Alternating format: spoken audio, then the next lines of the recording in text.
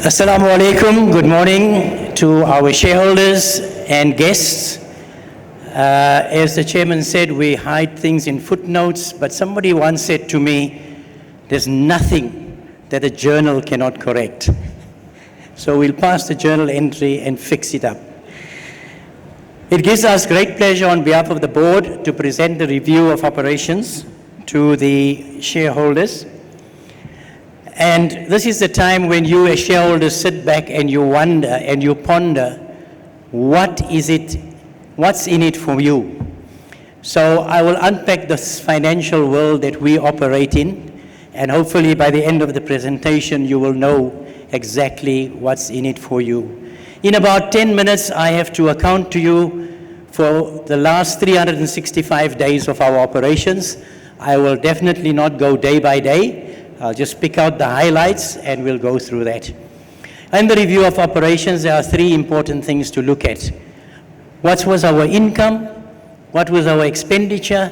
And how much profit did we make, which we attribute to the shareholders? It's a very simplified version, but we'll go through each of it step by step. Firstly, let us look at our income.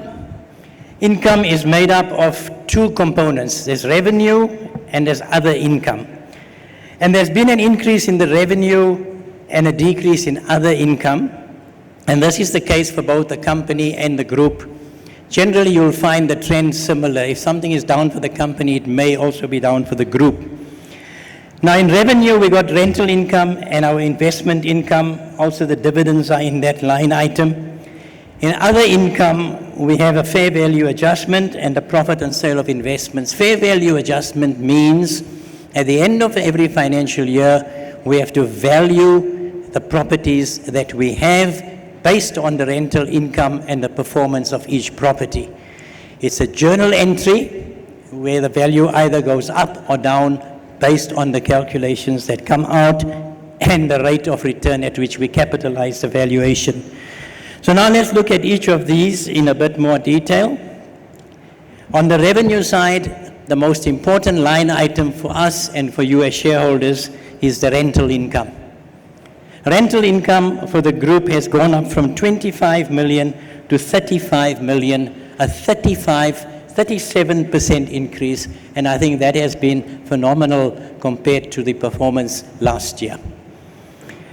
In the investment income, we have investment in our subsidiaries from the company point of view. We have profit share and we have dividends. The group acquired properties in 2022. It was about 70 million rand worth. We acquired it during the year. And what we've seen now is that full rental income coming through in this financial year. That's partly and mainly the reason for that increase in the rental income. The profit share emanates from our cash resources that we invest and the income that we earn on our investments.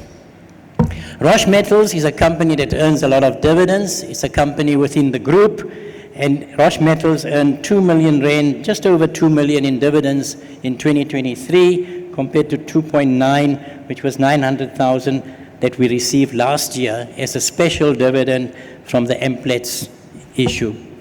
So in total, our revenue for the company is up from 10 million to 15. That's a 41% increase.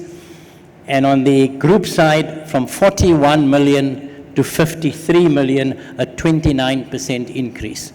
In the current economic climate, I think it speaks volumes, ladies and gentlemen, and it has been hard work to achieve these results in the current economic times. Other income is fair value gains, property valuations, and you can see that in the group we down from 30 million to 12, but there's a loss on the other side as well. Insurance income was minimal, and last year we had a profit on sale of investment of 2.9, and this arose as a result of scheme of arrangement in BHP Bulletin. It was a once-off last year, didn't happen this year. We then look at our expenditure side. Income is looking good, it's up in good percentages. Expenditure side, total expenditure for the year is 17 million for the company, up from 9 million. and for the group from 47 to 72 million.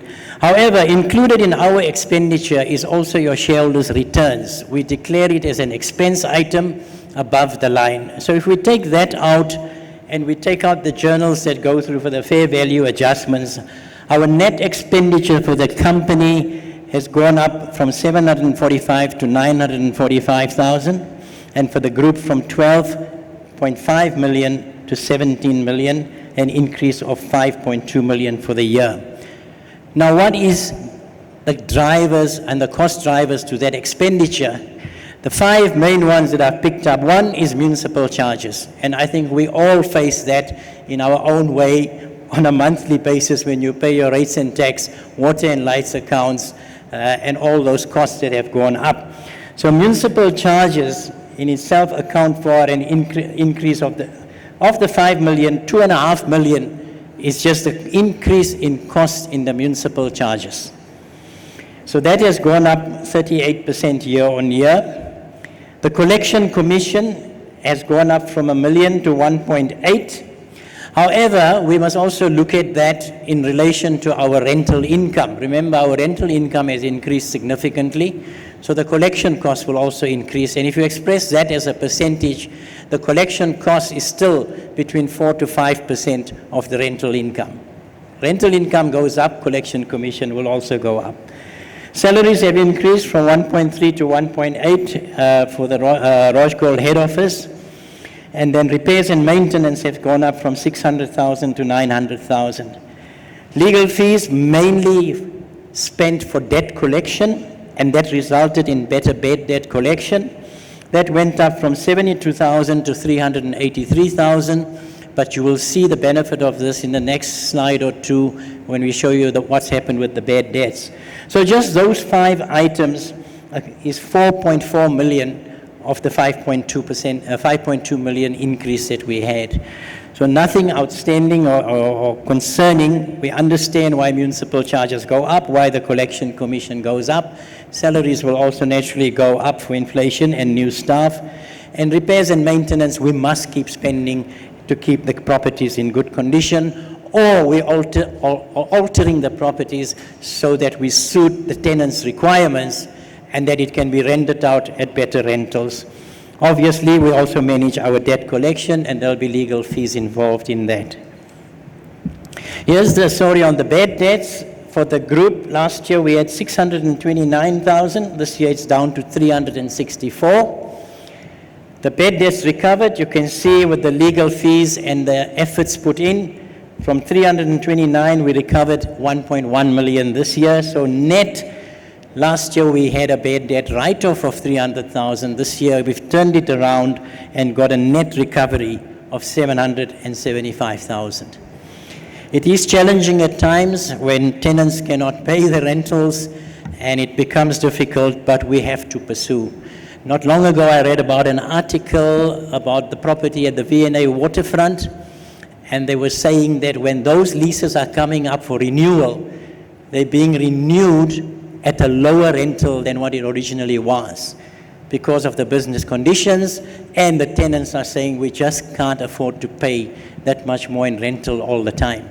So a bit challenging for us as well, but fortunately we haven't had to renegotiate downwards in terms of our rentals. I'm on note 3, page 23, investment property. The cost of our property has gone up from 176 million to 229 million, close to a 30% increase. The fair value adjustment on the investment property has decreased slightly from 43 million to 39 million, and in total we're up from 218 million to 269 million for 2023. 49 million of this increase was a property that we acquired this year in Montague. It's in Cape Town.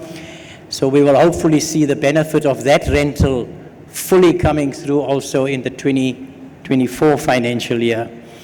As you can see, our valuations are prudent, and there's been a slight decrease there, and the group obtains independent valuations every 3 years. So in the interim, we do our own valuations, but we do get independent valuations every 3 years. I think the next one is coming up probably next year. Just to give you the breakdown on that, from the property cost, like I said, went up from 218 to 269 million. That's a 65 million increase. 50 million was the increase. Montague Gardens was 49 million. That's a new property that we bought. We spent some money on the property in Vereeniging. That was for Rosh Pro Properties, 200,000. 330,000 was spent on a property also in Vereeniging, held in Rosh Merriman. 372 is Duncanville, where the head office is. And then there were other properties in Cape Town which we had to also spend some money on for alterations to meet tenants' requirements. And those are in Rosh Avenue. And then the fair value adjustment of 2.2, that is explaining the 50 million rand increase from last year to this year in terms of our investment property portfolio. So what sticks out there is that we made one purchase this year of a 49 million rand property in the Western Cape. On the investment portfolio, we have investments that are listed and unlisted, investments held in a company, investments held in the group. The listed investments have declined from 31 million to 29 million. Listed investments, you know what is quoted on the stock market today. The price is different tomorrow, it's different the week after. And there again, we also have to do a valuation. What was it valued last year and what's it valued at 30 June this year? Whatever the difference is, will be an increase or decrease in the fair value. Unlisted investments are in companies such as AEVAL, Lambat, 426, Triple M Investments, and Topshare Equities. And you can get the detail of all those companies of unlisted investments, which are in the financial statements listed in note 6.3. We also have investments from a holding company point of view. Remember, our holding company doesn't own property. Our holding company owns shares in various different companies. Each of these companies will own properties. So the cost of investment in our subsidiaries went up from 102 million to 141 million, and the fair value adjustment went up from 18 million to 21. So in total, investment in subsidiaries is up from 121 million to 163 million. Part of the increase in the cost of the investment in the subsidiaries was the Rosh Avenue. There was 28 million that was additionally invested there. In Rosh Metals, we put in another 1.7, and in Rosh Sun, close to 1 million. So the holding company has been investing in the subsidiaries, and that has increased it. There's also a reclassification as subsidiaries from last year to this year's figures, where Time West and Rosh Power have now been classified as subsidiaries. We have not acquired any new subsidiaries during the year. Our investment portfolio, and if we look at property, we know that Roshgold is predominantly a property investment company. We have got other diversification in listed, unlisted shares, and also some possibly a business venture, but in essence, our primary investment is in property. So total property accounts for 67% of our total portfolio. Last year it was 69%. Some of the key movements that we have in unlisted investments, the Al Baraka Bank interest, it was encouraging to see the share price there had increased from 25 Rand per share to 27 Rand a share. Ahmed Al Qadi, the share price there dropped from 15% to 12 Rand, 15 Rand to 12 Rand a share. And Lambat also we saw a decline in the share price from 2 Rand to 1 Rand 55. These share price movements are a reflection of the performance of those companies in which we have investments. Rosh Metals and Minerals is a special company that we have. It focuses on investments in the stock market. It earns a lot of dividend income. Dividend income for the year was 2 million compared to 2.3 last year. And listed investments in Rosh Metals was slightly down from 28 million to 27 million for the year. The overall impact of this on the Rosh Metals share price, at the end of the year, it was valued at 2,067 compared to 2,201 Rand. This is as at end of June. If we look at it today, it will be a different value. Looking at our shareholder base, number of shares in issue has still increased net from 87,000 to 95 in Roshgold, 8% increase. And in Rosh Sun, it's gone up from 101,000 to 108,000. Now, our chairman indicated earlier, we have also looked at the demographics of our shareholders. And I think in the age category 40 to 60, about 60% of the shareholding is sitting in that category, which means we need to reach out to the younger generation and try and get them to also continue investing. Our investors that have been with us, many of them now have been with us for a very long time and have been very loyal. However, we need to now reach out to the younger generation to get them to also start investing in Roshgold. Might I say that 20, 30 years ago when we started, Roshgold was unique. It was one of the few companies that offered a halal Sharia return, and there were not that many alternatives. The market today and the playing field is very different. It's very much more competitive. The younger generation are more sophisticated. They're more in tune with what is happening in terms of competition, what the rates are, and so on. So we need to do a lot of work in trying to attract the younger generation to invest with us. And one of the ways will be when we develop the app for Roshgold, and that is the way in which they communicate today.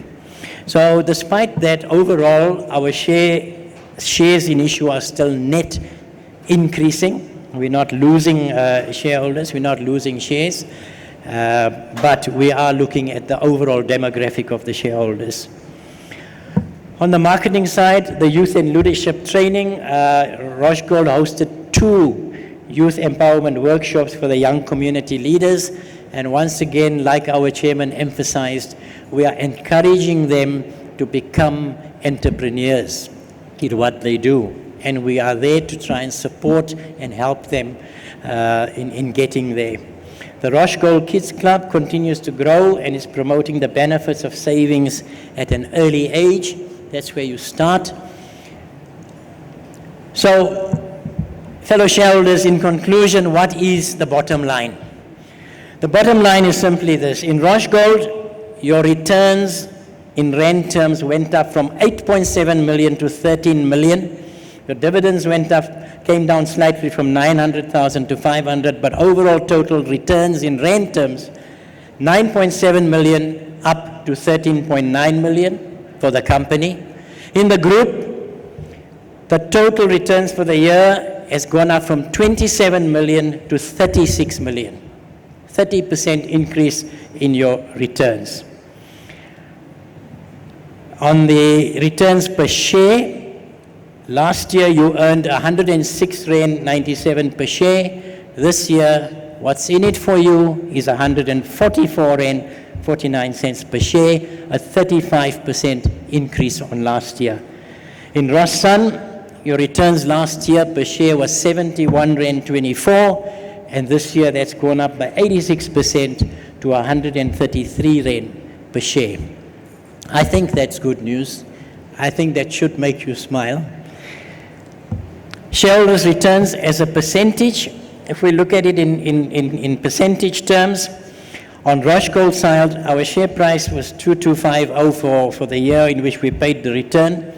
Your cash return is equivalent to 6.42%, and then the share price is the other bonus for you this year, which has increased from 2,250 Rand to 2,400 Rand per share. So you score another 6.6% there. So in total, your returns in cash and capital growth for Roshgold is 13.09% compared to 4.7% last year. So we are out of the difficult trading, the impact of COVID, the impact of load shedding, where people have now managed that a lot better.